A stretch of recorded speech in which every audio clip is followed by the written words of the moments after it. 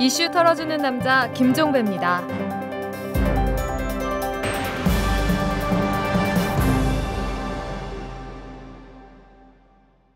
3월 5일 화요일입니다. 자, 누군가가 이런 얘기를 한 적이 있습니다.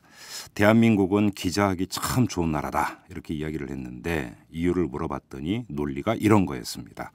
뭐 자고 나면 일이 빵빵 터져주니까 굳이 어렵게 발품 팔지 않아도 뉴스거리가 쏟아지지 않느냐 이런 논리였는데요. 이 말 그대로인 것 같습니다. 이 박근혜 대통령의 이른바 분노의 담화 그리고 김종훈 미래창조과학부 장관 후보자의 사퇴 그 여진이 계속되고 있습니다. 한쪽에서는 야당의 발목 잡기 때문에 글로벌 인재가 떠났다고 비판을 하고 있고 다른 쪽에서는 박근혜식 압박 정치가 시작이 됐다고 경고를 하고 있습니다. 야권 내에서도 갑론을박이 벌어지고 있습니다. 이 노회찬 진보정의당 대표의 의원직 상실로 무주공산이 된 서울 노원병의 안철수 출마를 두고 양쪽이 가시돋친 설전을 이어가고 있습니다. 두 사람 간의 전화통화 내용도 서로 다르게 이야기하고 있는 상황이죠. 서울 도심에서 난동을 부린 주한미군들이 시민을 향해 비비탄을 쏜 사실도 드러났고 영훈국제중의 지저분한 사회자 배려 대상자 전형 이야기도 비난 속에 꼬리를 물고 있습니다. 이 많고 많은 이슈 가운데 저희 이탈남이 선택한 메인 테마는 바로 이것입니다. 잠시 광고 듣고요. 재벌과 모피아의 함정에서 탈출하라. 종횡무진 한국경제. 재벌 개혁에 앞장서온 김상조 교수. 그가 한국경제에 던지는 8가지 질문. 우리가 몰랐던 한국경제의 진실을 파헤칩니다. 더 이상 경제 권력자들의 눈속임에 속지 마세요. 종횡무진 한국경제. 오마이뉴스가 만드는 책 오마이북.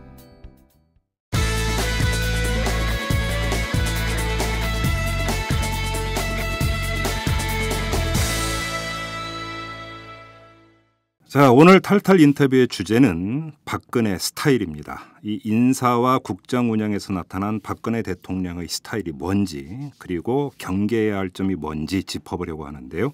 아주 특별한 분을 모셨습니다. 이 17대 국회 때 한나라당 국회의원이었고 이명박 정부에서 정무수석과 사회특보를 지내신 박형준 동아대 교수를 모셨습니다. 안녕하세요, 교수님. 안녕하세요. 네. 학교를 언제 돌아가셨어요? 작년에 돌아갔습니다. 아, 네. 그래요? 네.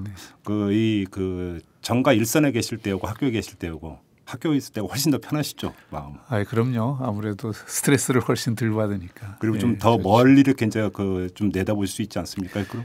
제가 정치를 한 9년 했는데 예. 9년 하는 동안에는 사실 책을 보더라도 깊이 있게 보기를 상당히 어려웠는데 예. 우선 뭐 책을 좀 자유롭게 깊이 있게 볼 수 있게 예. 됐다는 게 저한테는 기쁨입니다. 예, 우리 그 박근혜 대통령의 스타일에 대해서도 좀 객관적으로 좀 더 한 걸음 뒤에서 이렇게 평가를 해 주실 거라고 믿고 저희 이렇게 이제 모셨는데 저는 사실 오늘 그것 때문에 나오라 그런 줄 몰랐는데 어떡하지? 그런가요?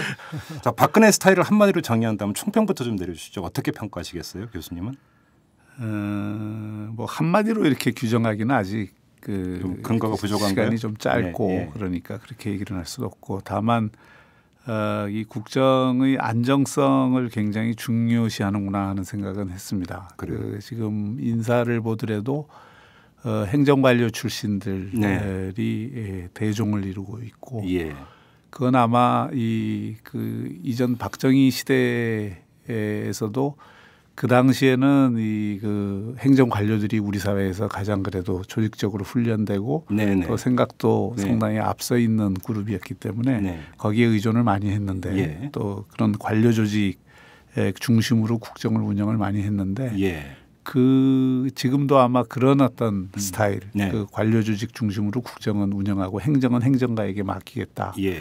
이런 그 특징이 좀 보이는 것 같습니다. 예. 다만 이제 거기서 조금 우려되는 거는 이 관료 중심형 이 국정이라고 하는 것이 지금과 같이 어떤 시대가 굉장히 복잡하고 네네. 변화가 굉장히 빠른 이런 어떤 시대에는 현상을 관리하고 안정적으로 운영하는 데는 장점이 있지만 네. 변화를 관리한다는 측면에서는 오히려 좀 약점이 있을 수 있고 특히 박근혜 정부가 내세우고 있는 어떤 창조라든지 창의성 이것을 생각한다 그러면은 아무래도 그 점에서는 네. 관료들이 그 주어진 여건상 네. 그렇게 하기가 쉽지 않은 측면이 있다. 근데 뭐 그렇게 이제 그 말씀을 하시면 그래서 미래창조과학부 그래서 창의적인 인재라고 해서 김종훈 씨를 데려왔다가 어제 뭐 김종훈 저 후보자가 뭐 본인이 스스로 이제 사퇴를 했습니다만. 근데 그게 그래서 이제 그 뭐 미래창조과학부 같은 경우는 관료가 아니라 미국에서 벨 연구소장을 했던 그런 사람을 데려온 건 그럼 뭐 부분적으로는 그러니까 그런 의지가 또 담겨 있었다고도 볼 수 있는 거 아닌가요? 예, 그건 아마 그런 의지에 의해서 그런 건데 그 부분은 또 좀 다른 각도에서 지금 뭐 물러났지만 그 사실 우리나라도 지금 굉장히 많이 컸거든요. 그렇죠. 그리고 또 우리 사회에서도 외국에서 공부를 한 많은 인재들 또 외국에서 그런 어떤 성공담을 갖고 있는 많은 인재들이 있는데 사실 국내 경험이 거의 없는 분이 이 그 특히 미래창조과학부가 여러 부처를 지금 통합해 놓은 것이기 때문에 그 조정 기능이라든지 또 이 관리하는 기능이 굉장히 중요한데 그런 경험이 부족한 상태에서 미국의 경험만 갖고 그런 아이디어만 갖고 과연 국정을 제대로 수행할 수 있느냐는 또 반대측의 그 비판도 있을 수 있다고 생각합니다. 또 실제로 제가 뭐 이렇게 국정에 조금 참여해서 느낀 바로는 국정이라는 게 경험이 굉장히 중요하구나 하는 걸 많이 느끼거든요. 그래서 이제 그런 부분에서 뭐랄까 좀 균형을 맞출 필요가 있는데 이번 그 쭉 이렇게 인사를 보면은 그 관료 중심형이라는 거는 분명히 드러나 나지만 이제 또 다른 측면에서의 어떤 그 좀 이렇게 균형이랄까요? 이런 것들은 좀 많이 부족한 것 같고 또 지역 세대 이념 뭐 이런 거를 지금 통합하겠다라고 하는 의지를 굉장히 강하게 표방한 것에 비해서는 그런 쪽에서의 균형도 조금 많이 좀 기울어져 있지 않은가 이런 생각을 합니다. 교수님께서는 그 관료를 그 중용하는 박근혜 대통령의 인사 스타일을 평을 하면서 변화를 하는 데는 상당히 그러니까 그 취약할 수가 있다 이렇게 평가를 하셨는데 그럼 박근혜 정부가 추구해야 되는 변화, 나아가야 되는 그 변화의 방향이 뭐라고 보시는 겁니까? 그거는 뭐 제 입장을 얘기해야 되는 게 아니고 그 뭐 저는 제 나름대로의 여러 가지 생각을 갖고 있지만 그거보다는 이제 이 박근혜 정부가 내세운 키워드 가운데 뭐 국민 행복이라든지 또는 그 새로운 어떤 그 미래 창조형 과학 기술 창의 경제도 창의 경제라든지 그런 거는 뭐 지금 시대의 흐름에 부합하는 개념이라고는 볼 수 있어요. 그러니까 이제 그런 것들을 어떻게 실제로 그 우리 사회에 뿌리내리게 하느냐 하는 문제는 좀 별개의 문제죠.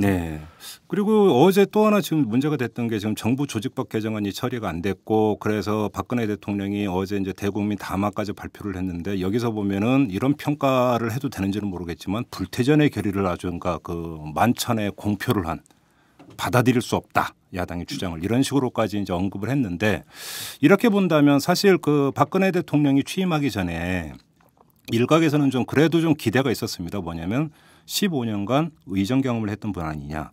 그래서 이 정치권하고 같이 가려고 하는 이런 모습을 좀 보이지 않겠느냐. 정치를 중시하는. 근데 지금 대통령 당선자 시절부터를 보면은 아닌 것 같다라고 하는 우려 섞인 전망이 나오고 있습니다. 이 점은 어떻게 평가하십니까? 그런 점이 저도 좀 걱정이 되는 부분인데요. 그 사실 어떻게 보면은 이명박 정부에서 저도 일을 했지만 제일 좀 그 하고자 해도 그 노력하는 만큼 잘 안 되는 부분이 이 통합이라든지 소통이라든지 이런 것이고 특히 지난 대선에서 표출된 그 민심 가운데 그런 어떤 소통과 공감의 리더십에 대한 요구 이런 게 굉장히 높았다고 생각을 합니다. 그렇죠. 또 박근혜 정부도 들어서면서 그것을 굉장히 중요하게 표방을 한 바가 있고 그런 기준에 비춰 보면은 이 국정 초기에 그런 리더십의 모습은 아니다. 그렇습니까? 왜냐하면은 이게 지금 이 통합과 공감 이런 그 리더십에 조응을 하려면 어떤 형태로든 여야가 원만하게 합의를 하는 모습 또 국민들에게 우리가 함께 손을 잡는 이런 모습으로 좀 이렇게 감동을 선사할 필요가 있는 것인데 그런 부분에서 이제 너무 이게 옳으니까 네. 이 옳은 방향으로 전부 따라와 줘야 된다. 예. 또 이게 국민을 위하는 길이다. 예. 이렇게 이제 대통령이 선언을 해버리면 네. 사실 그것은 야당의 입장에서는 아마 상당히 곤혹스러울 겁니다. 그리고 또 그렇게 되면은 오히려 이 좀 타협과 상생이라고 하는 네. 또 그것을 통한 공감을 넓혀간다라고 하는 그런 취지에는 좀 안 맞는 결과로 그 귀결될 가능성이 상당히 그런데 박근혜 대통령의 입장에서 한번 생각을 해보면 취임을 했고 일을 해야 되는데 일을 하려면 임명을 해야 되고 임명을 하려면 정부조직법 개정안이 먼저 통과가 돼야 되고 원칙적으로 저는 이렇게 생각합니다. 예. 그 정부조직법은 대통령이 이렇게 한번 정부를 운영해 보겠습니다 하는 계획이고 그렇죠. 또 선거에 의해서 지지를 받았기 때문에 웬만하면 야당이 협조를 해 주는 게 맞습니다. 네. 그런 면에서 뭐 지난 5년 전 경험을 보면은 5년 전에도 정부조직법이 굉장히 크게 바뀌었는데 그렇죠. 그 당시에 야당과 협상을 통해서 통일부와 여성부를 다시 살려내고 예. 뭐 많은 부처 조정이 있었어요. 네네. 그러면서 사실은 타협하면서 갔거든요. 예. 그러니까 이번에는 그거에 비해서는 굉장히 작은 그 좀 미세한 두 개 과 문제라면서요. 그리고 제가 저도 이제 홍보 쪽을 담당을 예, 했었기 예. 때문에 예. 그 IPTV에 관해서는 조금 그 예, 관여를 예. 한 편인데 예. 지금 IPTV에 관해서는 이미 그 이전 정부에서 자유로운 시장 경쟁을 할 수 있는 터전들이 다 마련이 됐기 때문에 네. 지금 사실 정부가 할 수 있는 일이 많지 않습니다. 그 분야는. 예. 그래서 그 IPTV에 예를 들어서 케이블 TV든 위성 TV든 IPTV 간에 이미 시장 경쟁을 놓고 서로 영역을 넘어서서 경쟁이 일어나고 있잖아요. 네. 그래서 그런 어떤 경쟁에서는 결국 시장의 논리가 지배적이고 사실은 그런 어떤 그 방송통신 정책의 그 중요한 부분은 지능이라기보다는 규제 쪽에 가까울 가능성이 상당히 높습니다. 예. 그래서 그 부분에 대해서 방통위로 가기로 했다고 하면 사실은 지능 정책으로 남아 있는 부분은 그 미래창조과학부 큰 틀에서 보면 아주 지엽적인 것에 불과한 거거든요. 이제 그걸 갖고 이리 가니 저리 가니 하고 이렇게 정부 초기에 그 정부 출범 자체가 좌초되고 있는 것은 누구에게도 바람직하지 않죠. 저는 야당도 그런 의미에서 이것은 좀 통 크게 생각을 할 필요가 있고 또 집권 여당도 마침 뭐 이것 아니면 미래창조과학부가 안 되는 것처럼 이렇게 얘기를 하는 것은 이거는 좀 과장이다. 그래서 사실은 이게 여야가 과거 경험으로 보더라도 여야가 첨예하게 대립할수록 작은 쟁점을 과장하는 그런 어떤 특성이 우리 정치에 있습니다. 그래서 야당도 그렇고 지금 뭐 청와대나 여당도 그렇고 이 문제라고 하는 것을 너무 그렇게 부풀려서 서로 강조할 필요는 없다 이런 생각이 듭니다. 그런데 지금 저희가 어제 우원식 민주당 원내 수석 부대표하고 인터뷰를 했는데 우원식 수석의 그 주장에 따르면 합의문 작성까지 끝났다는 거 아닙니까? 이양구 원내대표까지 참여를 해서 그런데 새누리당에서 갑자기 틀었고 왜 틀었는가 보니까 청와대에서 이정현 정무수석이 한 것 같다 이렇게 이야기를 했어요. 이렇게 본다면 지금 그 청와대의 독주라고 하는 것이 다시 지금 이 독주 모드가 다시 지금 또 나타나고 있는 것이 아니냐. 정치권 안팎에서는 그걸 상당히 우려를 하는 것 같아요. 결국은 또 국회를 또 이게 거수기 정도로만 보는 것 아니냐. 이런 우려가 있는 건데 이런 우려가 상당한 신빙성 있는 좀 전에 말씀드렸던 합의문 작성 파기로 가는 과정. 이게 하나의 근거가 될 수 있다고 볼 수 있는 건가요? 저는 뭐 내용은 지금 제가 정치 현장에 있지 않기 때문에 그 과정은 잘 모르겠고요. 어쨌든 나타난 결과로 보면 이 문제에 대해서 대통령이 직접 국민 담화를 하고 또 사안을 굉장히 심각하게 가지고 가고 하는 것은 그다지 그렇게 꼭 바람직한 것은 아니다. 그리고 오히려 국정 운영 초기에는 물론 이 좀 야당도 또 이 국민들도 대통령을 좀 지켜보고 믿고 따라주는 이런 어떤 팔로우십도 필요합니다. 그렇지만은 이제 1차적으로는 국정 운영의 리더십을 발휘하는 쪽에서 이거는 정말 경험에 의해서 말씀드리는데 지난 5년 전에도 그 소위 그 좀 일방통행식이다라는 것 때문에 그렇죠, 그렇죠. 내용보다는 그 형식과 과정 절차 때문에 그렇죠. 초기에 예. 엄청난 예, 저항을 예. 봉착했던 것 아니겠습니까? 예, 예. 그거를 반면교사로 삼는다면 예. 사실은 결과도 중요하지만 과정이 국정 운영에서는 지금은 어느 때보다도 중요한 시대로 이미 들어섰다. 그러니까 과정의 정치를 중시하는 것을 초기부터 보여줄 필요는 분명히 있다고 생각하고요. 그래서 그런 의미에서 과정의 정치라고 하는 점에서는 지금 좀 아쉬운 점이 보인다. 이게 이제 관료 중심형으로 가면서 동시에 이제 그런 어떤 과정의 정치에서 그런 좀 공감의 리더십, 통합의 리더십을 발휘를 하지 못하면 당장의 뭐 관료 중심형 권위주의다 뭐 이런 비판을 받을 가능성이 상당히 높아지거든요. 제가 한번 박근혜 대통령 편을 한번 들어볼게요. 그러니까 일반적으로 이거는 뭐 대통령이든 아니든 상관없이 뭐 스포츠에서 그런 경우가 상당히 많이 나오는데 의욕 과잉이 되면 몸이 경직이 되고 그러다 보면 오버 액션이 나오는 경우가 많지 않습니까? 근데 결국은 이제 대통령으로 같이 취임하자마자 한번 의욕적으로 일을 해보려고 한다. 근데 야당은 허니문 기간도 설정하지 않고 자꾸 발목 잡는다. 이렇게 인식을 해버렸을 때는 그냥 한번 도저히 이렇게 해서 잡고 질질 끌려가다가는 또 박근혜 대통령은 스스로 취임 후 6개월간에 상당 부분을 처리해야 된다고 이미 언명을 해놓은 상태인데 그래서 오히려 그 박근혜 대통령 입장에서 쫓기고 그래서 야당이 야속하고 이렇게 느낄 여지는 없을까요? 여지가 있죠. 그리고 국정을 이렇게 맡아보면요. 예. 하루하루가 바쁘고 예. 또 이 성과에 대한 집착이 생기게 마련입니다. 예, 예. 또 그런 면에서 사실 본질적이지도 않은 것 같고 자꾸 발목 잡는 야당이나 이런 그에 대해서 섭섭하게 생각할 소지가 상당히 있죠. 그리고 또 국정 초기에 지금 그 어쨌든 정부나 인사나 이런 것들이 상당히 안정이 돼야 되는데 조직과 인사가 안정이 돼야 되는데 그게 안 되는 것에 대한 안타까움이 왜 없겠습니까? 그런데 좀 길게 보면 국정 운영의 동력을 얻기 위해서도 초기에 상당 수준 높은 국정 지지율을 유지하는 게 필요하고요. 그렇죠. 또 여야가 어쨌든 그 협력하는 이런 어떤 모델을 청와대와 여당이 좀 더 주도적으로 해가는 모습은 필요하다고 생각을 합니다.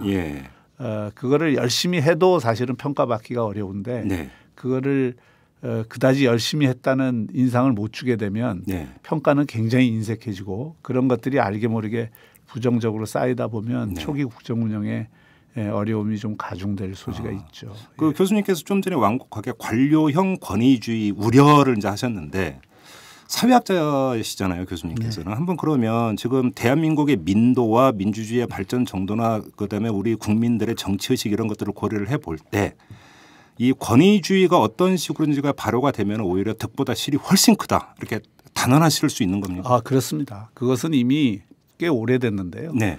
87년 체제라고 우리가 보통 얘기하는 민주화 이후에 민주화 속도가 우리나라가 아마 세계에서 가장 빠른 나라일 것입니다. 또 거기에는 뭐 오마이뉴스도 중요한 역할을 했지만은 인터넷 문화의 이 그 급속한 확산, 또 소셜 미디어가 또 전 세계에서 가장 활발한 나라라고 하는 이 소통 체계의 급진적인 변화가 있습니다. 위에 밑바닥이 깔려 있거든요.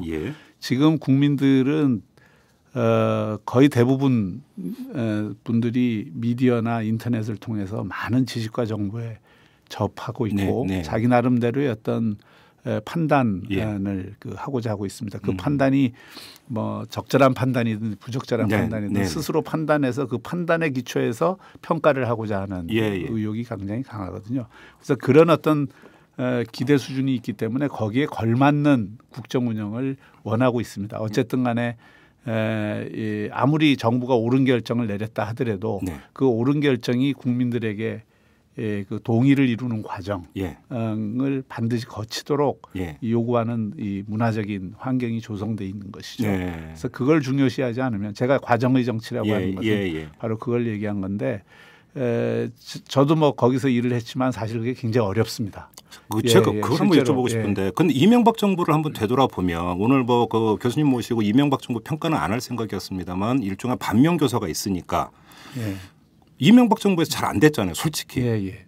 안 한 겁니까, 못 한 겁니까? 안 한 건 아니고요.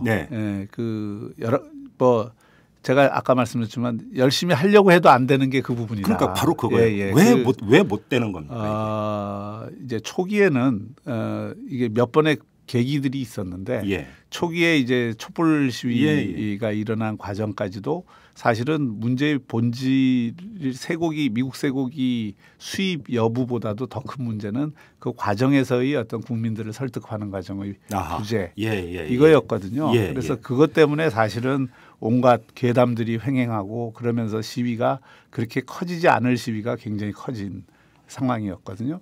그래서 그 이후에 소통을 강화하기 위해서 저도 이제 그때 들어갔고요, 청와대. 들어가서 이제 뭐 친서민 중도실형부터 시작을 해서 많은 노력을 나름대로 했습니다.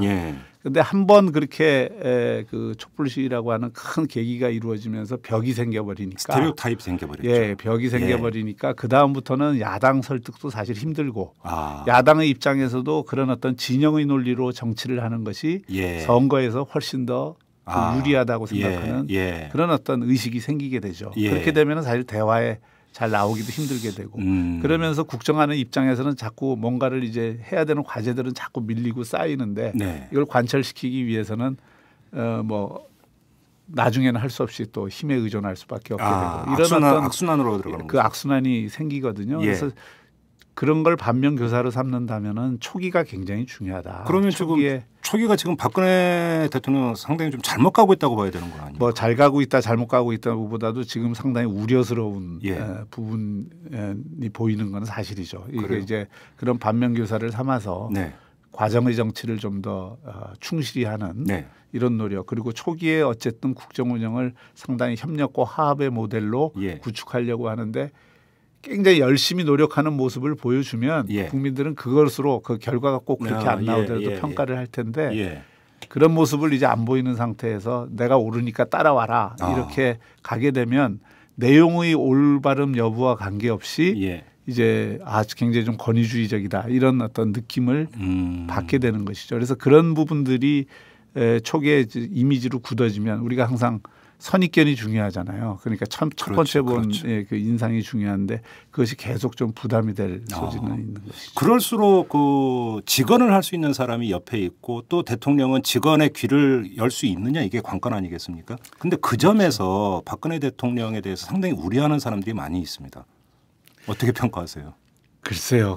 하여튼 저는 가까이서 이렇게 해본 적은 너무 오래돼서 지금 뭐라고 요즘은 어떤 식으로 내부 소통 문화가 형성이 돼 있는지는 잘 모르겠습니다만은 그 점은 틀림이 없습니다. 어쨌든 자유롭게 이야기할 수 있는 풍토가 청와대 안에 있어야 된다. 적어도 이것만은 제가 말씀드릴 수 있는 건 바깥에서 알려진 것과는 달리 이명박 전 대통령은 누구든 그 앞에서 자유롭게 얘기하는 데는 저해를 받지 않았습니다. 그래서 오히려 그런 의미에서 문제가 있었다면은 잘못 모신 참모들의 책임이지 대통령 자신이 길을 다졌다 이렇게는 저희는 느끼지 않았는데 그런 어떤 소통 문화 속에서도 사실 바깥에서 보면은 굉장히 이야기를 잘 안 듣는 것처럼 비춰지는데 독선, 불통 이런 말이 많이 나왔죠. 실제로 이제 내부 문화까지 그렇게 형성이 되면은 정말 그것이 바깥으로 알려지는 데는 그리 오래 걸리지 않거든요. 그래서 그런 어떤 이번 결과가 어떻게 귀결이 될지는 모르겠습니다만은 초기에 어쨌든 국정 운영 무대를 과정의 정치 그리고 공감의 리더십에 상당히 방점을 찍고 갈 필요는 있다 이런 생각입니다. 저번에 저희가 곽승준 미래기획위원장하고 인터뷰를 할 때 곽승준 위원장 아주 솔직히 말씀하신 게 뭐냐면 청와대 안에서 이른바 노선 투쟁이 있었다. 그런데 자신은 밀렸다. 아주 크게 밀렸다. 이런 이야기인데 그 얘기는 그 행간에는 뭐냐면 그럼에도 불구하고 청와대 안에서 이렇게 가야 된다 저렇게 가야 된다라는 감론을박하는 문란이 있었다라는 것 아니겠습니까? 네 그렇습니다. 그죠? 그런데 지금 박근혜 청와대에서는 그것조차 없을 가능성을 그러니까 지금 한간에서 우려를 하고 있는 거고 그럼 이것은 더 심하게 나타날 가능성이 있다는 것 아닙니까?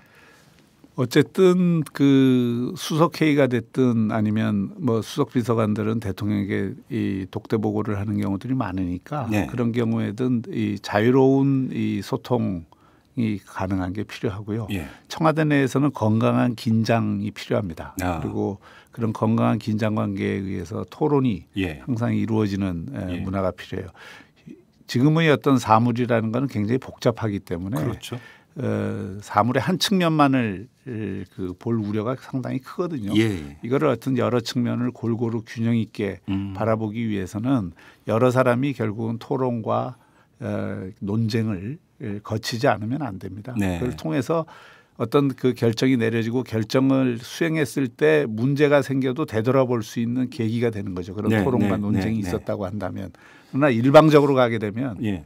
그 뒤로 되돌아볼 수 있는 계기도 없는 것이죠. 그래요. 새누리당과의 관계는 어떻게 평가하십니까? 지금 그 박형준 교수께서는 17대 때 그러니까 당시는 네. 한나라당이죠. 한나라당 의원이셨고 또 그 혁신파 이제 그 일원으로 예. 이렇게 이제 또 안에서 이제 여러 가지 말씀을 하셨는데 그럼에도 불구하고 지금의 새누리당은 웰빙 체질이다. 그다음에 일렬 종대 문화가 너무 심하다. 이런 평가가 상당히 많았습니다. 그런데 이 체질이 과연 바뀌었느냐? 안 바뀌었다면 오히려 청와대의 독주, 더 나아가서 박근혜 대통령의 독주를 제어할 힘이 집권 여당으로서 없다. 이런 이야기도 연결이 될 수 있는 거 아닙니까? 그 사실은 뭐 정당 문화로 보면은 우리나라 같은 대통령 중심제 하에서 야당은 상당히 역동적일 수 있는 반면에 여당은 역동적인 그 뭐 이렇게 활동을 하기가 좀 어려운 네. 환경이죠. 집권 여당으로서의 책임이라는 게 우선하니까 네. 집권 여당 내에서 분열이 심하게 되면은 국정 수행을 거의 할 수가 없지 않습니까? 예. 그래서 그런 의미에서 아마 제약되는 측면은 분명히 있겠죠.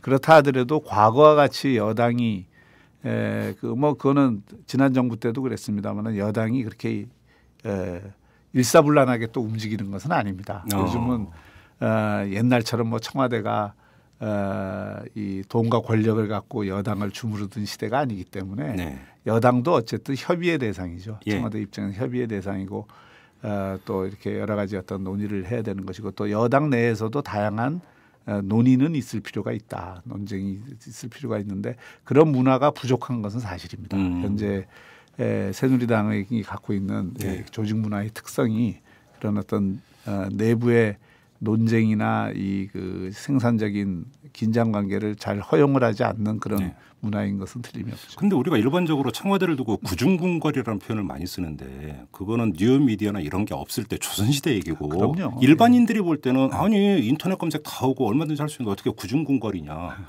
근데 또 한편으로 보면은 야 대통령이 민심을 너무 못 읽는 것 같다. 또 이런 얘기를 하거든요. 구중궁궐입니까 아닙니까? 그렇지 않습니다. 지금 청와대가 만약에 구중궁궐이면 대한민국이 이렇게 운영이 못 되죠. 그렇습니까? 그러니까 그거는 아니고요. 예. 다만 이제 이런 게 있어요. 그러니까 이제 사람마다 생각이 다르고 우리나라 같은 경우에는 정치가 이게 좀 진영의 논리가 네. 형성돼 있기 때문에 반대 측의 입장에서 보면은 반대층의 주장이 받아들여지지 않는 거를 소통이 안 된다고 얘기할 소지가 그렇죠. 있습니다. 그렇죠. 그런데 그 국정을 운영하는 입장에서는 이걸 몰라서 안 받아들이는 게 아니고 네. 입장이 그야말로 다르기 때문에 이제 안 받아들이고 자신들이 생각하는 옳은 길이라는 게 다른 게 있기 때문에 그런데 문제는 이거를 어떤 방식으로 타협을 하고 어떤 방식으로 이제 상생의 그 정치 문화를 만들 거냐 이 문제 아니겠어요. 근데 그거는 이게 뭐 청와대 국정 운영 스타일이 우선 중요하긴 하지만 또 그거는 여러 가지 구조적인 제도적인 환경 선거를 포함해서 그런 것하고도 연관이 많이 돼 있습니다. 우리나라 같이 소선거구제 그다음에 5년마다 대통령 한 번 뽑는 것에 오로아 나싱 권력 투쟁을 해야 되는 그런 어떤 환경 또 매년 선거가 재보궐선거조차 전국 선거가 되어버리는 그렇죠. 이런 어떤 선거 환경 이 속에서는 사실 아무리 타협을 강조를 해도 그게 잘 안 되는 측면이 있어요. 이거를 우리가 한계로 일단 인식을 하고 이 한계를 극복하는 거는 우리가 제도 개혁을 통해서 여야가 함께 모색을 해야 될 것이고 그걸 어쨌든 그 만들어내기 위해서도 국정 운영 스타일도 지금 시대가 요구하는 게 그거기 때문에 어쨌든 공감형 리더십으로 바뀌려고 많은 노력을 할 필요는 있다는 얘기죠. 제가 어느 한 학자를 만났더니 그 학자가 분석을 했대요. 뭘 분석했냐면 대통령 연설문을 한번 분석을 해보고 국정 행보하고의 상관성을 이렇게 분석을 해봤더니 어투가 달라지더래요. 어느 시점부터. 그러니까 이거는 좀 비유적인 표현이기 때문에 꼭 그 텍스트가 그렇게 바뀌었다는 뜻은 아닌데 주어가 전은으로 가다가 어느 시점부터인가 나는으로 바뀌는 이거는 그러니까 주어가 실제로 그렇게 바뀌었다는 뜻이 아니라 어투가 이렇게 바뀌는 타이밍이 있다고 하더라고요. 그러면서 일방 국정으로 가는 경우가 바로 이 터닝 포인트가 바로 이때더라. 이런 이야기를 한 학자가 한 명 있었어요. 근데 실제로 대통령은 VVIP 아닙니까? 그리고 그러니까 모든 수석과 사람들이 다 떠받들어줘야 하는 존재고 그다음에 왕이라고 표현하는 게 맞을지는 모르겠지만 거기서 오는 심리적 함정이라는 게 분명히 있을 것 같습니다. 어떻습니까? 있습니까? 아무래도 이 저 대통령이라는 자리가 갖고 있는 예. 합법적인 권위라는 게 있기 때문에 예. 아무리 평소에 이렇게 그 편하게 얘기하던 사이라도 대통령 집무실에 들어가면은 좀 알게 모르게 굳어지는 게 사실이죠. 평소 친구 관계조차도 그 합법적 권위라고 하는 게 갖는 힘이 예. 있죠. 예. 분명히 있지만 예. 그렇다고 해서 그 무슨 그 이야기를 완전히 뭐 이렇게 못할 정도가 되면은 곤란하죠. 그건 안 되죠. 지금은 예. 지금은 또 그런 환경도 아니고요. 예. 옛날처럼 뭐 아까 구중궁궐 얘기했지만 구중궁궐이 아니고요. 네. 청와대가 완전히 이제는 조금 개방화돼 있는 시대 아닙니까? 네. 이제 그런 시대에서는 그런 어떤 대통령의 합법적인 권위에 너무 무게를 두게 되면 네. 또 국정 운영하는 사람들이 그 합법적 권위를 너무 강조를 하게 되면 네. 바깥에서 보면은 그게 권위주의로 비춰질 가능성이 있는 예. 것이고 예. 또 보수와 진보 또는 뭐 우파와 좌파 사이에는 기본적인 좀 국가 운영의 방침이 다를 수는 있습니다. 그렇죠. 예. 예. 그러니까 이제 보수 쪽도 뭐 리버럴 보수와 좀 이렇게 이른바 강경 보수가 예. 좀 다르긴 하지만 예. 아무래도 보수 쪽은 좀 국가주의적인 성격을 조금 더 많이 가질 가능성이 있고요. 그래서 그런 차원에서 어떤 좀 질서라든지 또 안정이라든지 이런 걸 상당히 강조할 가능성이 있죠. 그러다 보면은 이제 문화 자체가 좀 수직적인 네. 문화가 될 소지도 있는 것이죠. 그러니까 우리 그 박형준 교수님 학자적 이제 관점에서 볼 때 박근혜 대통령은 강경 보수라고 분류를 해야 되는 거죠. 그거는 모르겠어요. 왜냐하면 지난 그 대선 때 네. 이게 이제 우리나라의 이념 분포라는 게 영역별로 이게 굉장히 차원별로 달라지기 때문에 그렇죠. 지난 대선 때는 분명히 뭐 경제민주화라든지 네. 복지라든지 통합이라든지 이런 걸 굉장히 강조한 걸로 봐서는 리버럴 보수 또는 네. 중도 쪽으로 많이 왔다고 생각이 됩니다. 그런데 이제 리더십 스타일로 보면 그런 어떤 그 전통적인 보수 그 성향이 강하게 좀 배어 있다는 것이 이번 예. 최근 인수위부터 국정 초기까지 예. 또 취임 연설에서도 좀 어허. 그런 성향이 많이 나타나고요. 그러니까 그 국정 방향과 국정 스타일의 그 언밸런스가 있는 거, 미스매치가 좀 있는 거네요. 그렇게 그런 게 본다면 있을 수 있죠. 그런 걸 꼭 뭐 나쁘다고 볼 수는 없지만 예. 그 스타일은 그래도 하여튼 목적 의식적으로 그런 가운데로 가려고 하는 노력을 하는 거는 우리가 꼭 부정적으로 평가할 필요가 없지 않습니까? 예. 스타일까지도 이제 좀 그렇게 변했으면 좋겠다. 저는 뭐 개인적으로는 우리 정치가 그 우리나라 내부뿐만 아니라 국제적인 상황을 보더라도 중도 정치 방향으로 수렴이 되는 것이 바람직하다고 저는 생각을 하기 때문에 예. 그런 점에서 보면은 그게 이제 컨텐츠 측면에서나 스타일의 측면에서 중간으로 이렇게 좀 가려고 하는 노력을 하는 거에 대해서는 오히려 격려를 해줘야죠. 그래요. 알겠습니다. 좀 이제 마무리를 해야 될 것 같은데 그 교수님께서 만약에 지금 박근혜 대통령하고 독대를 할 기회가 있다. 그래서 진짜로 고언을 드린다. 다른 건 몰라도 이것만은 꼭 경계하십시오. 만약에 한다면 어떤 걸 말씀해 주실 수 우선 있겠습니까? 그럴 리가 전혀 없다는 말씀을 드리고요. 제가 만약에 말씀드린다면 국정 운영 초기에 예. 아까도 누누이 말씀드리고 있습니다마는 조금 더 그런 어떤 공감의 리더십에 더 네. 많은 관심을 갖고 또 그 부분을 위해서 목적 의식적인 노력을 더 경주할 필요가 있다. 그게 예. 국정 운영 동력을 얻는 데도 오히려 도움이 될 것이다. 이런 예. 말씀을 좀 드리고 싶습니다. 알겠습니다. 자, 그나저나 교수님은 정치로 다시 그 복귀하실 계획은 없으십니까? 없습니다. 현재로서는. 아주 단호하시네요. 예. 알겠습니다. 자, 마무리하겠습니다. 말씀 잘 들었습니다. 네, 감사합니다. 네. 숨어있는 이면의 진실을 털어드립니다. 이슈 털어주는 남자 김종배입니다.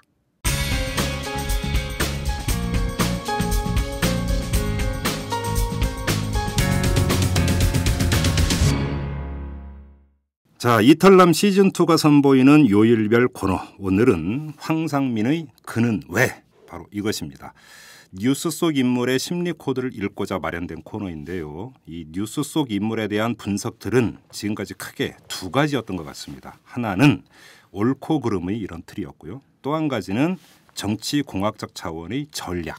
이 사람이 어떤 속셈으로 어떤 계산으로 이렇게 하는 것인가 바로 이런 분석들이 주된 것이었던 것 같은데 하지만 이 뉴스는 사람 이야기이고 사람에겐 거창한 전략 이전에 심리가 작동하는 법이죠. 자, 바로 이 점을 추적하고자 마련된 코너가 바로 황상민의 그는 왜? 바로 이것입니다. 자, 코너의 주인공 황상민 연세대 교수를 모셨습니다. 어서 오십시오, 교수님. 네, 안녕하세요. 모시려고 저희가 공 많이 드렸습니다, 교수님. 고맙습니다. 아, 그래요? 네. 저한테 뭐 날라온 건 별로 없는데. 마음으로. 마음으로요? 아, 저 마음으로 공들였다는 분 별로 안 좋아해요. 먼저 술 한잔 하시죠. 네. 그리고 제가 쏘겠습니다. 아, 그래요? 예. 됐죠, 그럼? 김정민 선생님 술 마시고 체할 것 같은데. 주량이 그렇게 세서요? 아니요. 그럼. 제가 술을 사드려야 될 분인데. 왜요? 예? 왜요? 그냥요. 없어 보이세요? 제가? 없어 보여요? 그렇게? 아니, 한쪽은 수염이 많아가지고 연배가 높으신 분이고 저는 상당히 젊은 사람. 제가 이미 다 했는데 교수님이 저보다 연배가 높으세요. 아, 그래요? 그럼요. 가만있어 봐. 근데 이게 은근히 지금 저를 디스하는 거 아니에요, 지금? 늙었다 이거니까 노안이라는 거 아니에요, 지금? 그동안 사시면서 상당히 피해의식을 많이 받으신 것 같아요. 무슨 이야기마다 상당히 그거를 왜곡해서 해석하는 거. 그거는 대한민국 조정동에서 교수님, 자, 오늘의 주제는 제가 아닙니다. 아, 그래요? 네. 자, 오늘 그 박근혜 대통령을 한번 좀 읽어보려고 하는데. 아, 박근혜 대통령. 예. 자, 취임한 지 지금 뭐 며칠 지나지도 않았는데 여러 가지 지금 수식어가 지금 나오고 있습니다. 무슨 뭐 불통이니 뭐 독주니 뭐하니 이런 수식어가 나오고 있는데 그거는 이제 정치적인 수식어고 그렇죠. 그렇다고 치고 네. 자, 여러 가지 이제 그 대통령 선거 이후 2달 반이라고 하는 시간 동안에 박근혜 당선자 그다음에 박근혜 대통령으로서 보여줬던 여러 가지 면모가 있지 않습니까? 네. 이 여러 가지 면모를 관통하고 있는 박근혜 대통령 고유의 심리라고 하는 게 있느냐라고 물어보면 이게 우문일까요? 아니 어떤 분이 살아 있다면 네. 그 사람의 심리는 있어요. 있죠. 그분이 지금 돌아가시지 않은 상황이라면 네. 그분의 심리는 당연히 있죠. 그럼 뭡니까 그게? 그분의 심리는 뭐냐? 예. 지금 그 질문은 박근혜 대통령의 심리는 뭐냐라는 질문 자체는 상당히 우문이에요. 있다면서요 좀 전에. 심리는 있다고 그랬지 그게 무엇이냐라는 건 또 달라요. 심리학자니까 그게 무엇이냐 여쭤봤잖아. 저한테 그럼 예. 박근혜 대통령의 심리는 무엇이냐? 예. 그랬을 때 이제 누구의 입장에서 박근혜 대통령을 볼 때 이야기입니까라는 질문을 저는 던져요. 많은 사람들은 심리라는 것이 어떤 절대적인 무엇이 있을 거라고 믿는데 우리가 제가 있잖아요. 네. 교수님 이제 방송 인터뷰하고 이런 것도 여러 번 봤는데 네. 제가 교수님을 모시면서 우려했던 게 바로 이 현상이에요. 뭐냐면 네. 질문은 제가 드리는데 꼭 역질문이 날아와. 그럼요. 그래서 저의 밑바닥을 들춰내려고 그래. 그건 덜쳐내는 게 아니라 우리가 대화를 나누다 보면 자연스럽게 알겠습니다. 드러나는 거예요. 자, 여기서 정치적 반대 그룹이 그러니까 읽고자 하는 박근혜 대통령의 심리 이런 거 중요하지가 않습니다. 그래요? 네, 그런 건 네. 중요하지가 않고 중요한 것은 이것도 뭐라고 심리학자가 보는 심리를 말씀해 달라는 거예요. 아니죠. 심리학자가 예. 그분을 보는 심리는 예. 별로 중요하지 않아요. 왜요? 왜냐하면 그분이 이 지정신이 아니거나 또는 그분이 심리적으로 아주 살기 힘들다라는 고통을 호소하면서 저를 도와주세요 할 때는 심리학자가 그분의 심리를 읽을 필요도 있고 또 그분의 심리를 완화시켜주면서 예. 나름대로 행복하게 해드릴 길을 찾을 수는 있어요. 상담을 하면서. 그렇죠. 예, 그렇죠. 그런데 지금 그분은 나름대로 대통령 일 하시고 계시잖아요. 예.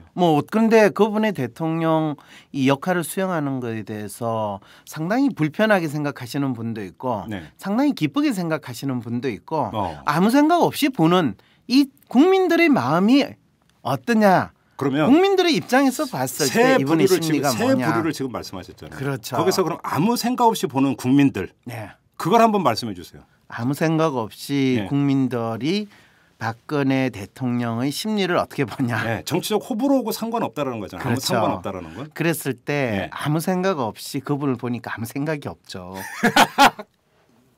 그런가요? 그렇죠. 아무 생각이 없죠. 그럼 그 부류는 좀 빼지 그러셨어요, 그러면. 아니죠. 근데 그 부류는 네. 어떨 때 중요해지냐면요. 예. 자기하고 어떤 관련성이 있을 때 그럴 때 이제 중요해져요. 예. 평소에는 아무 생각이 없이 거의 좀비 상태로 그렇구나. 박근혜 대통령이구나. 예. 이렇게 지내는데 예. 박근혜 대통령이 아직까지 뭐 장관들을 제대로 임명을 못했대. 예. 라고 할 때 그래서 아니 그래가지고 우리 세금이 좀 더 나가게 됐어. 예. 그럴 때 보이는 반응하고 아 박근혜 대통령이 이 양육비로 좀 돈 좀 준대. 예. 아 우리 집에 얼마를 받았어. 예. 이렇게 할 때하고 각각 박근혜 대통령을 바라보는 심리가 다르죠. 지금 교수님의 그 말씀대로라면 객관적인 그 읽기라고 하는 것보다는 오히려 이제 자기가 선 자리에서 자기 중심으로 자기 논리와 자기 이익에 따라서 상대를 본다 이 말씀 아닙니까? 그렇죠. 그거죠. 인간이 인간을 보는 거는요. 예. 바로 자기를 중심으로 그 인간을 보지 예. 그 인간을 중심으로 어떤 사람을 볼 수 있게 되는 경우는 아니에요. 그러면 우리가 옛말에 역지사지란 말이 있잖아요. 예. 그거는 그럼 성립이 안 되는 겁니까? 성립이 안 되는 게 아니라 아주 어렵다는 거예요.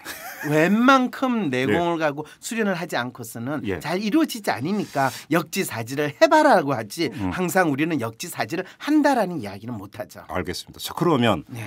박근혜 대통령의 정치적 반대 그룹이 보는 박근혜 대통령의 심리는 뭡니까?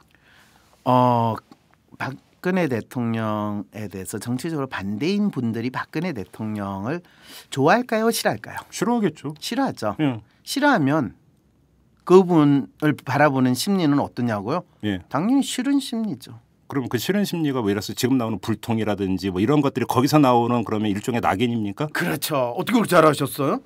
아, 저도 학교 졸업했어요. 아, 예. 그렇군요. 예. 그랬을 때 왜냐? MB 대통령일 때 우리 불통이라고 그랬어요, 안 했어요? 했죠. 독주라고 그랬어요, 안 했어요? 했죠. 그럼 MB 대통령과 박근혜 대통령은 동일하다. 말이 돼야 안 돼요?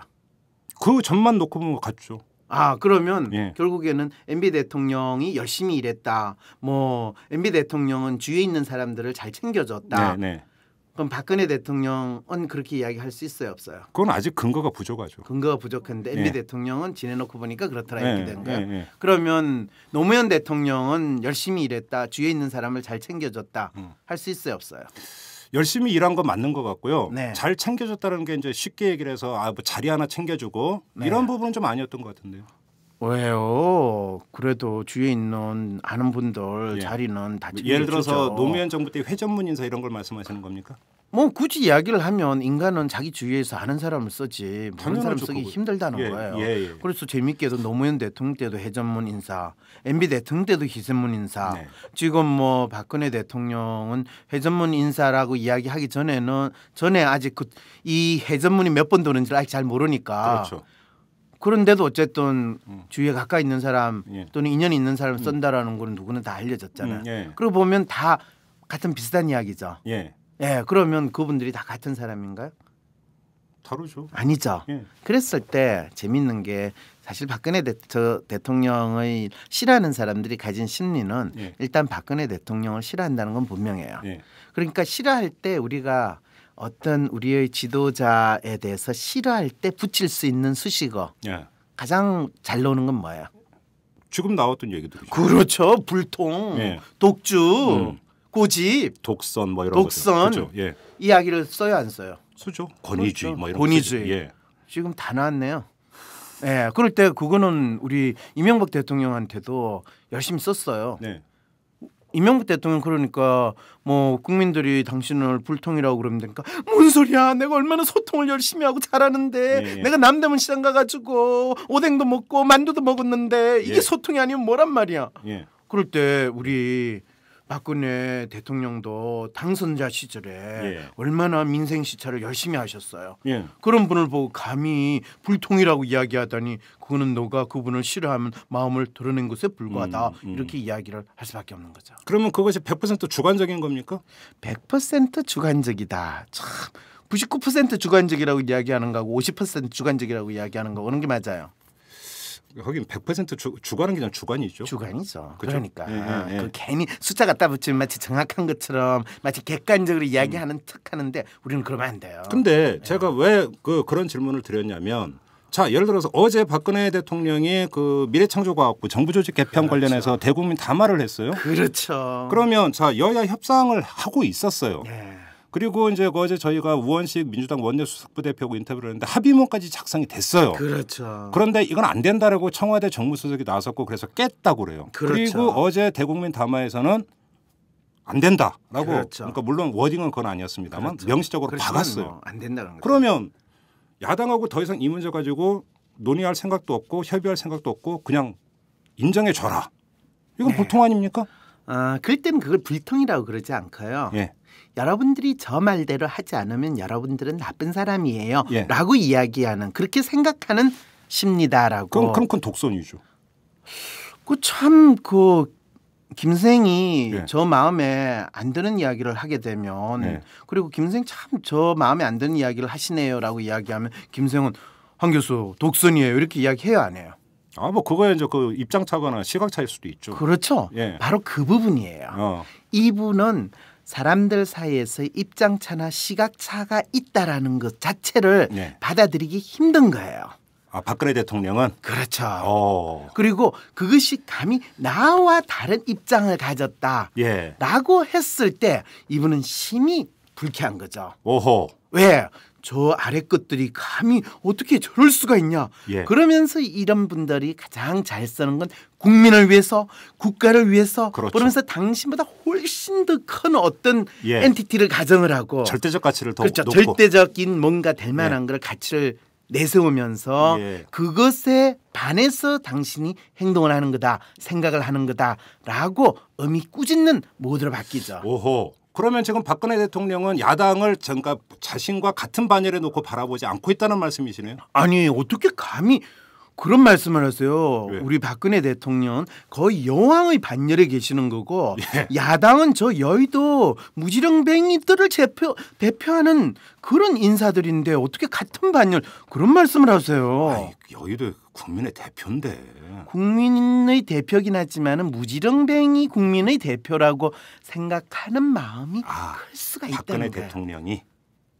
그 제가 직접 확인은 안 됐지만 예. 심리적으로 봤을 때는 오. 같은 수준에서 우리가 서로 이 토론을 하거나 예. 또는 너가 옳다는 것과 내가 옳다는 것이 네. 서로 시시비비를 가룰 수 있는 것이라고 생각하지 않은 마음이기 때문에 아하. 국민과 국가를 언급을 해요. 이거는 보통 우리가 사상을 아주 중시하고 그 사상 이라고 하는 것을 굳게 믿는 분들이 예. 이 뭔가 이념과 또 우리가 이루고자 하는 거대한 그것을 위해서 뭐 그것이 인류의 평화든 또는 복지든 행복이든 이런 걸 위해서 우리는 희생해야 됩니다라고 이야기할 때 주장하는 그런 분들의 멘탈리가 그러니까 상당히 결국은 비슷하죠. 절대적 가치 나는 절대적 가치의 구현자다. 그렇죠. 그러죠? 그렇죠. 근데 감히 그러니까 여기서 어떻게 시각차 입장차라고 하는 것은 나하고 수평 관계에 있을 때 나오는 이야기인데 어떻게 감히 그렇죠. 이렇게 그리고 가는 겁니까? 기본적으로 이분은 나와 수평적인 관계라는 것 자체는 국민이라는 어떤 이 어마어마한 존재 또는 국가라는 어마어마한 존재 외에는 수평적인 관계가 이분의 사고에 있을까에 대해서는 저는 약간 퀘스천이에요. 야, 그건 상당히 위험한 건데. 왜요? 아니, 생각 자신을 국민과 동일시한다는 거 아닙니까? 그렇죠. 팀이 곧 국가다. 얼마나 그렇죠. 멋있어요. 루이 14세. 뭐 어느 분이 그런 이야기를 했나 보죠. 예. 야, 그거 알았습니다. 일단 그렇다 치고 자, 그 두 번째 아까 정책 반대 그룹이 보는 박근혜 대통령의 심리를 여쭤봤습니다. 네. 그러면 이번에는 박근혜 대통령을 지지하는 그룹이 보는 박근혜의 심리는 뭡니까? 그거야. 이 999의 영도자의 후손이죠. 박정희 전 대통령의 후손이다. 그렇죠. 예. 그거는 사실 제가 이게 이 박정희 대통령 그것도 999의 영웅이에요.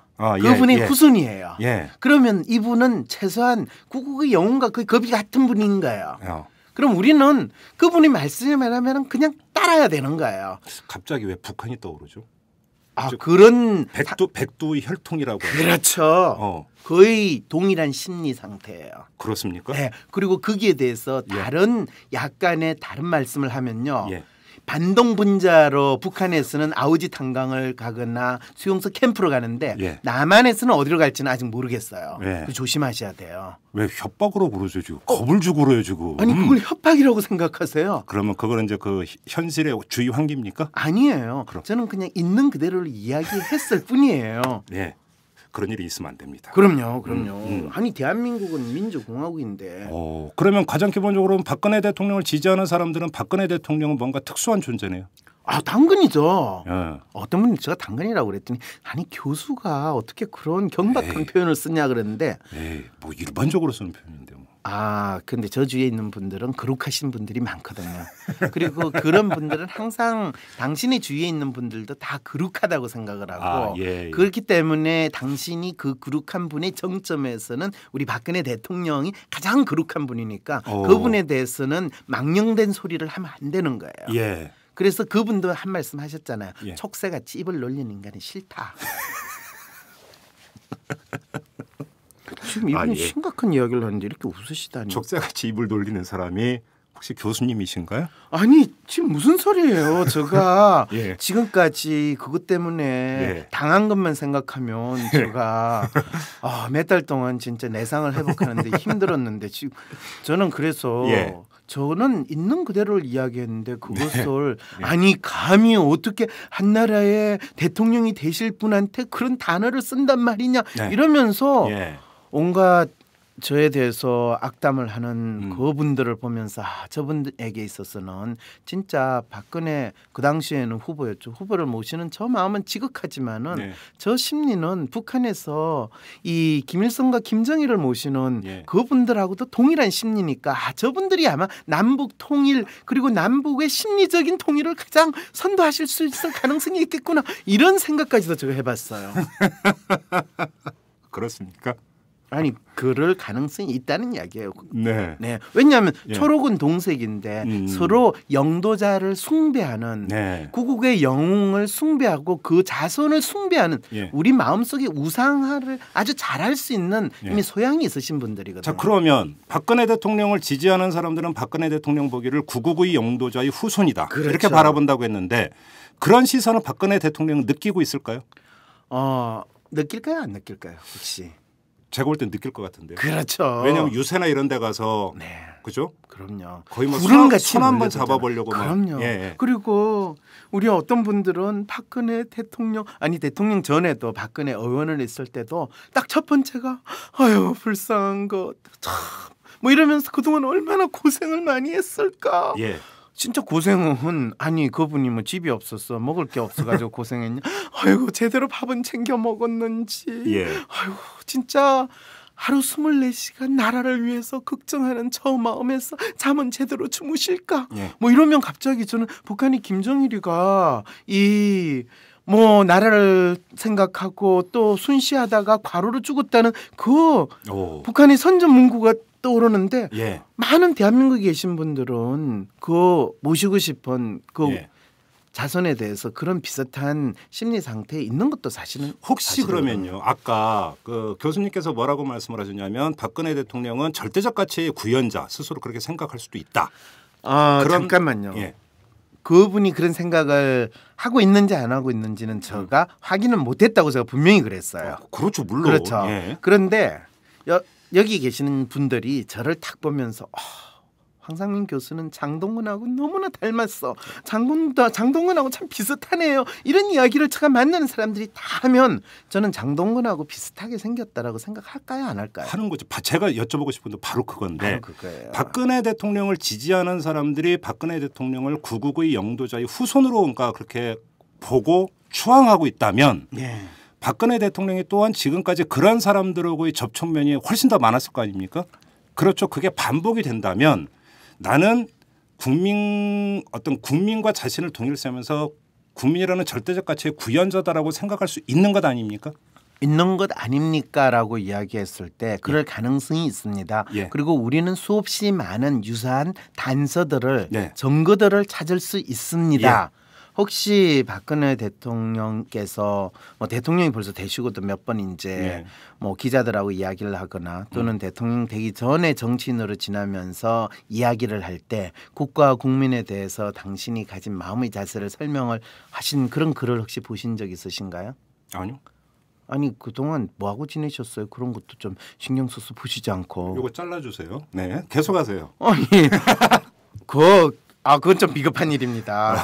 저 생각에는 누구보다도 김생이 그거를 많이 보셨을 텐데요. 예. 그 내용들을 한번 구체적으로 읽어볼 수 있으면요. 인터넷 들어가 찾아보세요. 예. 박근혜 국민, 예. 국가 그러면 당신은 이 나라와 결혼을 한 사람이고 아니 그러니까 예를 들어서 취임사에서 국민이라고 하는 단어가 57번인가 나왔다는 네. 거 아닙니까? 그죠? 뭐 나오는 게 나쁘다는 건 아닌데 예. 실제로 그런 심리 상태가 아주 당신의 표현에 너무 잘 드러난다는 거죠. 예. 예를 들면 어제 대국민 담화를 발표할 때 예. 저는 너무 한편으로 참 저분이 깝깝하겠다는 생각 들면서 한편으로는 참 신기하다. 예. 저분이 지금 이게 안 되면 국가의 미래도 없고 국민의 미래도 없다라고 이야기하는 거 예. 그거는 엄마 나 이거 안 해주면 나 죽어버릴 거야. 예. 이런 이야기하고 비슷하게 들리는 건 저가 아. 멍청해서 그런가요? 아, 그럴 수도 있죠. 그다음에 어제 대국민 담화를 발표할 때 그 표정. 네. 예. 알겠습니다. 자, 그런데 절대적 가치라고 하는 것 그것이 나는 이게 옳아. 이쪽으로 가는 게 맞아라고 하는 확신은 가질 수도 있는 거잖아요. 확신을 가질 수도 있죠. 예. 그럴 때 우리는 그걸 똥꼬집이라고 이야기하거나 확신범의 행동이라고 심리학자는 이야기를 해요. 예. 그런데 대개의 경우에 저는 가장 어떻게 보면 적응력이 떨어지거나 네. 또는 지적인 능력의 문제가 있는 사람들이 예. 확신범일 가능성이 높아요. 오, 그 위험한 말씀이신데. 왜요? 예? 왜요? 지적인 능력이 떨어진다고 확신범이 될 가능성이 높다고요? 그 말은 뭐냐면요. 예. 이 플렉시빌리티가 떨어지거나 네. 또 확신범일수록 적응력이 떨어지기 때문에 그런 거예요. 아. 우리가 심리학자가 인텔리전스라고 이야기를 할 때요. 예. 우리는 IQ 점수를 지능이라고 생각을 해요. 근데 심리학자가 보는 지능은 IQ 점수로 숫자로 표시는 하긴 하지만은 예. 가장 정확한 정의는 유기체가 자신이 속한 환경에서 살아갈 수 있는 능력, 어허. 소위 말해서 적응 능력 예. 이꼴 지능이라고 이야기를 해요. 아, 그래요? 네. 예. 그래서 유기체가 적응 능력을 가장 높이는 방법은 자기가 속해 있는 환경 속에서 잘 플렉시빌리티, 소위 유연성을 가지고 변신할 수 있어야 돼요.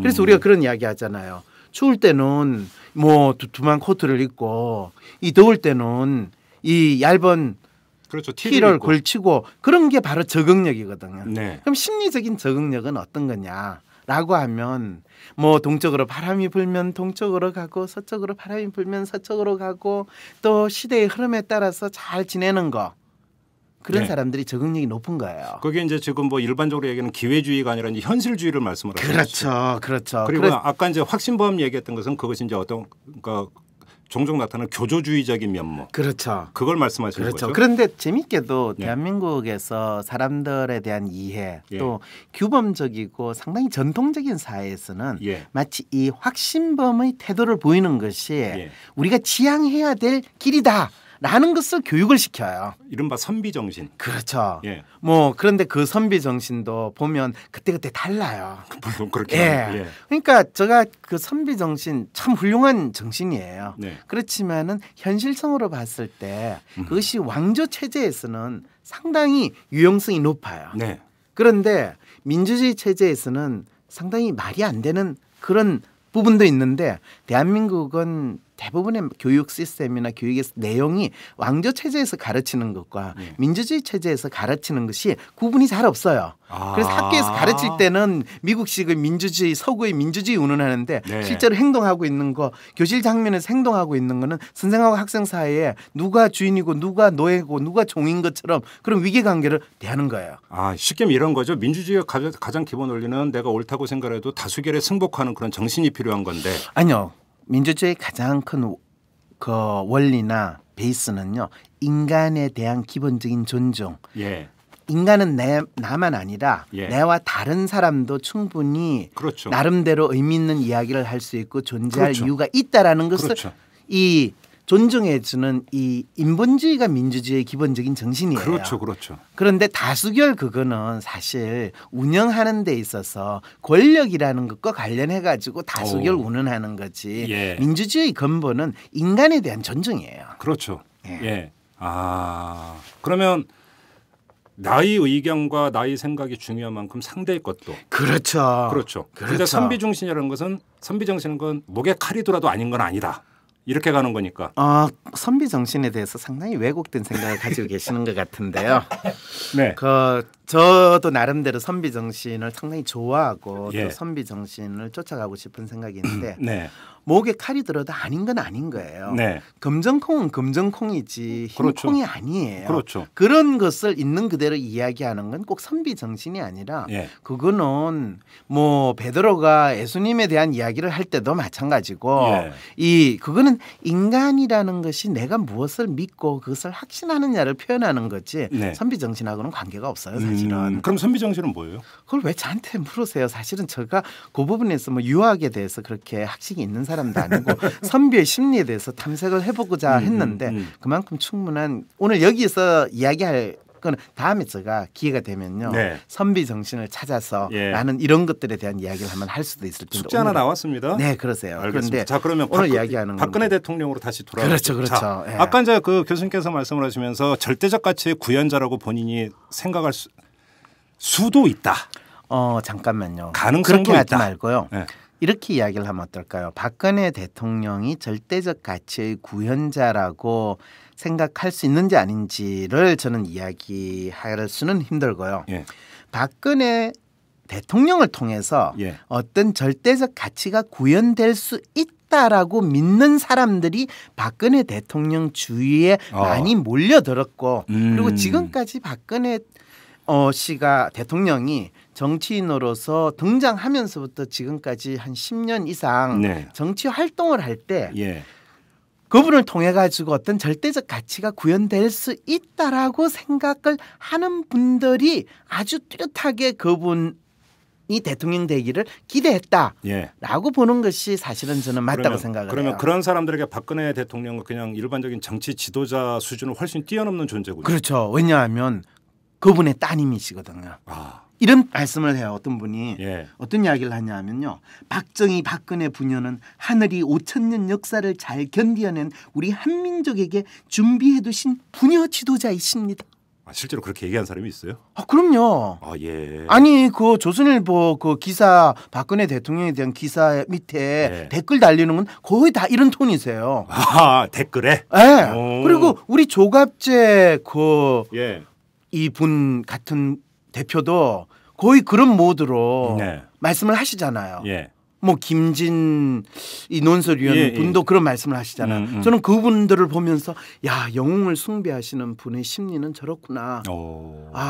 이거는 완전히 이스라엘 백성들이 구세주를 바라는 이 다윗의 후손이여 오셔서 저희들을 구원해 주셔서 하는 그 심리와 너무나 유사하다는 것에 놀랍구나. 그러면 그게 어떤 정치적 수사 수준을 넘어서 진짜로 거기에 이른바 진심이 듬뿍 담겨 있다고 파악을 하시는 겁니까? 아니 진짜로 그렇게 본다. 그분들이 진심이 안 담겨 있으면서 그런 이야기를 했다면 그분들은 그러면 그분들을 지금 상당히 모욕하신 말씀을 하시는 그분들 훌륭하신 분들이에요. 그분들은 당신이 믿는 것을 이야기할 뿐이에요. 그 믿음이 대부분의 건전한 상식을 가진 분들과 소통하는 자에 대해서는 전 잘 모르겠어요. 그렇지만 그분들은 굳게 믿어요. 그분들한테 칼을 들이대고 너는 이 칼을 맞더라도 그런 생각을 할 거냐 하면 내 목을 쳐라. 그렇게 하실 분들이에요. 그래요?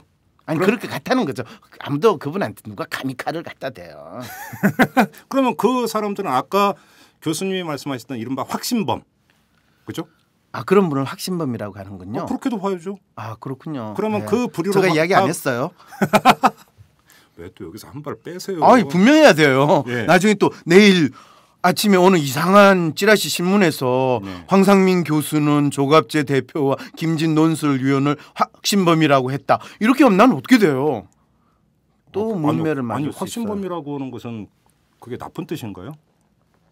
아니 지금 저한테 그걸 따지지 마세요. 저는 특별한 선호가 없는 아주 뉴트럴한 단어를 사용한 것 때문에 거의 죽다 살아났어요. 그러면 자 이렇게 한번 정리를 해보자. 그렇다면 박근혜 대통령 입장에서는 자신을 추앙하고 믿고 따르는 사람들 말고 오히려 정치적 반대 그룹에 있거나 아무 생각이 없는 분들과 훨씬 더 많이 교류하고 소통을 해야 된다라는 과제가 도출되는 거 아닙니까?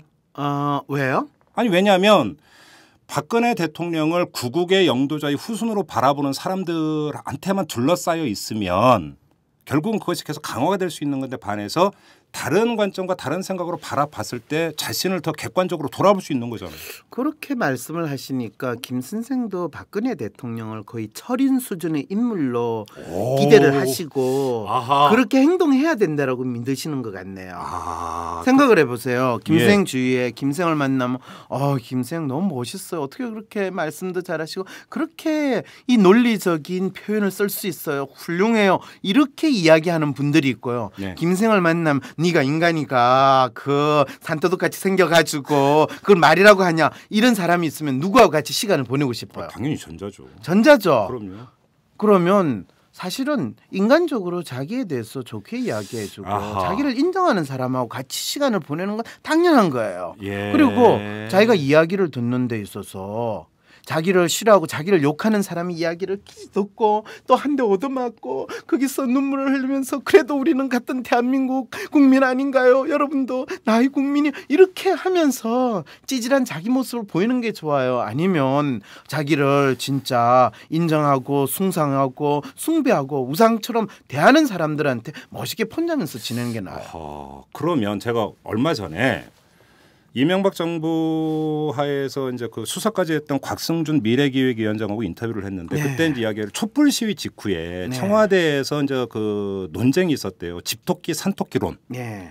근데 결국은 집토끼로 갔대요. 네. 그러니까 그것도 결국은 지금 교수님 말씀하신 바로 그 맥락에서 파악이 가능한 거네요. 그렇죠. 그 인간들이 예. 그냥 보통의 일반 사람하고 전혀 차이가 없다라는 것을 보여준다는 거죠. 아. 본인이 진짜 대한민국을 책임진 대통령이고 네. 국민으로부터 특별한 임무와 역할을 맞은 사람이고 네. 본인들이 맞아 죽더라도 국민들 전체를 통합하고 같이 어떻게 나를 싫어하는 인간이나 나를 좋아하는 인간이나 다 네. 나는 그 사람들을 다 통합해야 된다라는 그런 사명감으로 나를 희생하겠다는 생각이 없었다라는 걸 가장 잘 확인시켜 준 거죠. 그러면 박근혜 대통령이 나를 지지하지 않았던 48%의 국민도 끌어들일 것이고 국민 대통합을 하겠다는 얘기는 그냥 정치적 수사일 뿐입니까? 그걸 그렇게 멋있게 표현해요. 그냥 해본 소리지. 그렇다고 그 사람을 다 나의 적으로 만들겠다 이럴 수는 없잖아요. 물론 그건 그렇죠. 그리고 어차피 연설문 쓰는 사람 입장은 가장 멋있는 이야기를 해야지. 그래요. 인간의 행동은 말로서 볼 것이 아니라 인간의 심리는요 항상 그 사람의 행동으로서 확인을 해야지. 물론입니다. 예, 그거는 그렇죠. 예. 네, 행동으로서 그냥 확인을 하면 돼요. 그러면 지금 물론 말도 행동의 일부이긴 합니다만. 네, 그럼 지금 교수님의 말씀대로는 박근혜 대통령의 앞길과 행보가 그냥 대충 보이네요. 놀라우세요. 뭘 놀라워요? 야. 당연한 얘기지. 오이 놀라운 이 애지력과 통찰력을 가지신 분. 그럼 어떤 앞길이 보이신다고 생각을 하세요? 아니 지금 말씀하셨잖아요. 자신을 추앙하고 숭상하고 믿고 따르는 사람들 쪽으로 귀하게 되어 있다면 네. 한쪽으로만 계속 내달릴 거 아닙니까? 그러면요? 예? 그러면 결국은 그 이명박 정부 때 나왔던 그 숱한 사회적인 논란과 뭐 이런 것들이 다시 빚어질 거 아닙니까? 그러면요? 그러면 나라가 멍들고 또 쪼개지고 또 싸우는 것밖에 안 되는 거잖아요. 그런데 이명박 정부가 그렇게 5년을 지나고 대통령을 다 끝내시면서 당신은 뭐라고 하셨어요? 당신이 5년 동안 대통령을 제대로 못하고 나라가 싸우고 나라가 망가져서 아주 대단히 죄송합니다. 이렇게 이야기했어요. 아니면 전혀 아니었죠. 예. 그러면 지금 5년 동안 나라가 망가지고 쪼개졌다고 이야기하는 건 누구 주장이에요? 정치적 반대 그룹의 주장입니까? 그런 말처럼 저한테는 들리는데 제가 제대로 해석했나요? 알겠습니다. 우리 애청자 여러분들이 네. 지금 교수님께서 하시는 말씀과 오늘 여기서 나눴던 이야기의 맥락은 충분히 이해를 할 거라고 생각합니다. 그래요. 그런데 이 방송 듣는 분은 박근혜 대통령을 지지하시는 분들일까요? 반대하시는 분들일까요? 아마도 후자가 훨씬 많겠죠. 그럼 전 맞아 죽겠네요. 왜요? 아니 그 후자 입장에서는 지금 계속 제가 딴지 그런 거 아닌가요? 아니요. 저는 그렇게 안 읽었는데요. 그래요? 예. 꼭 그렇게 이야기해 주세요. 저는요 사실 모든 인간은 비슷하다. 예, 그리고 사실 지가 잘났다고 영웅이라고 나서는 인간도 조금 불쌍하고요. 자기가 별 일 없다고 체념하고 자포자기하는 인간도 불쌍하고 우리 모두는 태어남으로써 불쌍하긴 하지만은 우리 각자는 이 세상에서 살아가야 되는 이유가 있고 존재의 이유가 있다고 믿어요. 그래서 각자 존재의 이유를 정확히 알 때 나의 삶이 의미가 있고 행복해질 거라는 그런 믿음에서 인간에 대한 탐색을 하거든요. 그래서 전 노래방에서 노래는 존재 이유밖에 안 불러요. 항상 저가 김종환의 저가 왜 존재해야 되는가 이거를 오래된 노래인데. 아이 그거 따지지 마라. 중요한 거는 저의 역할과 저가 해야 되는 게 뭔지에 대해서 끊임없이 고민한다는 거예요. 그런 측면에서 했기 때문에 혹시 저 인간이 또 박근혜한테 붙어가지고 또 뭐 한 자리 하려고 한다든지. 교수님 저희 이탈남 애청자는 수준이 상당히 높습니다. 아 그렇게 생각하세요? 저는 100% 확신합니다. 모든 방송에 쓰는 자기 애청자들이 수준이 높다 그래요. 그런데 그렇게 생각하면 안 돼요. 모든 인간은 자기 이익에 따라서 항상 움직이는 그 준비를 하고 있다. 아무튼 오늘 교수님께서 말씀하신 것은 교수님이 말씀하신 것의 그 알맹이를 엉뚱하게 해석하려지는 제가 볼 때는 별로 없다고 저는 생각을 해요. 진행자로서. 저는 무슨 말씀을 하고 하셨는지 저는 이해를 했다고. 그러니까 그게 뭐냐고 다시 되묻지는 마세요. 그럼요. 아무튼 저는 이해를 했다고 생각을 합니다. 감사합니다. 오늘은 이 정도로 하고 오늘 근데 우리가 뭐 이야기를 했나요? 했잖아요. 아직 시작도 안 한 것 같은데. 교수님. 앞으로 매주 나오셔야 돼요. 아니 매주 나오는데 뭐 지금 이야기 이제 워밍업 한 것 같은데 지금 그런 말씀을 하니 갑자기 황당해지네요. 그래요? 무슨 말씀을 또 하고 싶으세요? 아니 특별히 할 이야기는 없는데 이제 박근혜 대통령을 우리는 어떻게 볼 것인가. 그리고 박근혜 대통령이 절대적인 어떤 하나의 모습이 아니라 당신을 좋아하는 마음으로 볼 때와 당신을 싫어하는 마음으로 볼 때 마치 동전의 양면처럼 완전히 다른 사람처럼 보일 수가 있다. 이 이야기를 제가 정리를 해줘야 되는데 정리를 안 했고 그런데 사실은 더 놀라운 거는요.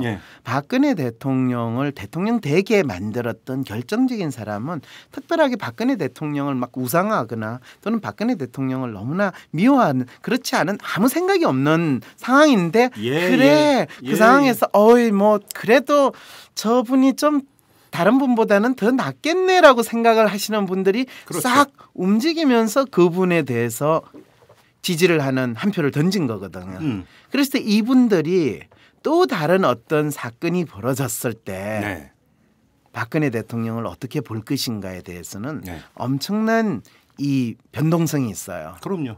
이것 때문에 이제 사회가 상당히 복잡해지거나 또는 상당히 불안해지거나 또 때때로는 혼란스럽거나 때때로는 아주 열받거나 이제 이런 상황이 벌어지는데 그래서 이분들을 아무 생각이 없는 분이라고 무시하지 마시고 이분들이 박근혜 대통령을 어떤 시각에서 현재 보고 있는가를 우리가 매 주마다 그 주에서 중요한 이슈로 가지고 우리는 앞으로 분석을 하고 이야기를 하겠다. 이 설명을 마지막 해주셔야지. 그래도 왜 뭔가 진행자 영역까지 지금 침범을 하세요? 그거 진행자가 하는 거였어요? 그건 제 영역이에요. 제 영역. 진짜 하시지 그럼. 왜 제가 다 하고 나니까 이야기를 하세요? 지금 앞으로 5년입니다. 참으로 긴 시간이 남아 있습니다. 박근혜 대통령, 그다음에 박근혜 대통령을 바라보는 여러 부류의 국민들의 시각. 그렇죠. 이것이 오늘 한 번으로 끝나겠습니까? 제가 볼 때는 수없이 해야 될 겁니다. 저는 박근혜 대통령 그분에 대한 이야기보다는 박근혜 대통령을 바라보는 국민의 심리, 대중의 심리를 분석하는 게 저희 일입니다. 좋습니다. 알겠습니다. 그랬을 때 혹시 착각하지 마시고 제가 때때로는 조금 뭐 부정적인 시각에서 이야기한다고 왜 쟤는 딴지를 걸어 또는 긍정적인 시각에서 쟤 왜 저렇게 딸랑이야 이렇게 보지 말고 항상 다양한 측면에서 우리는 볼 수 있다는 것을 이해를 해 주시기 바랍니다. 알겠습니다. 자, 오늘 첫 시간이었습니다. 소감이 어떠십니까? 뭐 참 별로 한 이야기도 없는데 끝났다고 그러니까 참 섭섭하네요. 앞으로 매주 나오셔야 된다니까. 하실 말씀 많다니까요. 아무튼 알겠습니다. 자, 오늘 이야기도 상당히 흥미진진했고 저로서는 상당히 개인적으로는 진행자로서 상당히 좋았습니다. 그렇습니까? 감사합니다. 외교적 발언인 거 아시죠? 알아요. 자, 오늘 여기까지 하겠습니다. 교수님 고맙습니다. 네, 안녕히 계세요.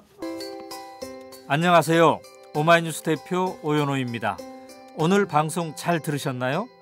오마이뉴스는 10만인 클럽 회원 여러분의 후원으로 이탈남을 제작하고 있습니다. 오마이TV의 대선 올레도 10만인 클럽 덕분이었습니다.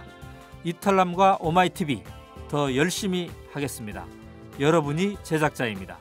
월 10,000원에 참여 10만인 클럽 회원이 되어 주십시오. 오마이뉴스 첫 화면에서 직접 가입하시거나 02-733-5505 내선 274번으로 전화 주시면 담당 직원이 안내해 드립니다. 지금 7,500명입니다. 함께해 주십시오. 감사합니다.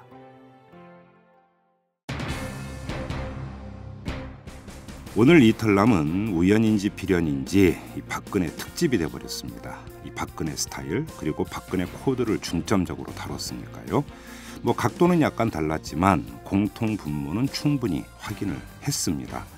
주변에 귀 기울이지 않으면 독선과 독주로 흐를 수 있다는 박형준 교수의 지적이 있었고, 자신을 추앙하고 따르는 사람들에게만 에워싸일 때 어떤 결과가 빚어질지 황상민 교수가 경고를 하기도 했습니다.